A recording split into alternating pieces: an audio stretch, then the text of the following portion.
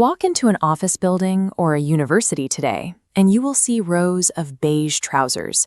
They are the standard for casual, professional comfort. But this specific shade of tan first appeared because soldiers were dying. For the 19th century British military, clothing was about presence. They marched in bright red wool tunics and stark white trousers, a high-contrast look designed to project power and keep troops visible to their own commanders in the smoke of black powder battles. By the 1840s, that visibility became a liability.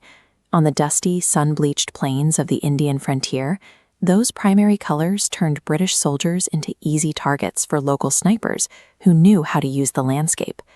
To survive, the army had to prioritize concealment over tradition. For the first time, looking impressive was less important than being difficult to see. This shift toward visual stealth didn't just change the way soldiers fought, it produced a garment that would eventually outlive the empire that created it. Sir Harry Lumsden understood the problem. When he raised the Corps of Guides in 1846, he ordered his men to ditch their heavy, bright uniforms in favor of local, lightweight cotton. To hide the white cotton against the parched ground, the soldiers took their clothes down to the riverbanks.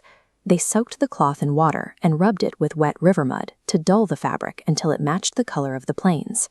As other units saw the advantage, they experimented with their own mixtures. They boiled tea leaves, dark coffee grounds, and even curry powder to create earthy, brown-green shades that didn't wash out. These improvised dyes created a dull, yellowish-brown uniform, a crude but effective form of camouflage that allowed the guides to blend into the horizon. They named the look after the environment it mimicked. The term khaki comes from the Persian and Hindi word khak, which literally translates to dust or soil. These field-expedient dyes signaled a shift in how the military viewed the individual soldier. Success no longer depended on being a visible part of a massive spectacle, but on the ability to disappear into the surroundings. By 1898, the logic of the dust color had spread. During the Spanish-American War, U.S. troops adopted similar tan trousers for the tropical heat of the Philippines. Because the lightweight cotton used for these trousers was sourced from China, the local Spanish-speaking population called the fabric Chino. This created the distinction we still see in retail stores. Khaki refers to the dust brown color, while Chino refers to the specific Chinese cotton's well. During World War II, the military's reliance on these colors became a standard reflex whenever high-visibility uniforms became dangerous. Following the attack on Pearl Harbor, sailors realized their bright white dress uniforms made them clear targets from the air. To fix this immediately, sailors on ships began boiling their whites in massive vats of strong coffee. This makeshift dye turned their uniforms a dull tan, giving them instant camouflage on the deck.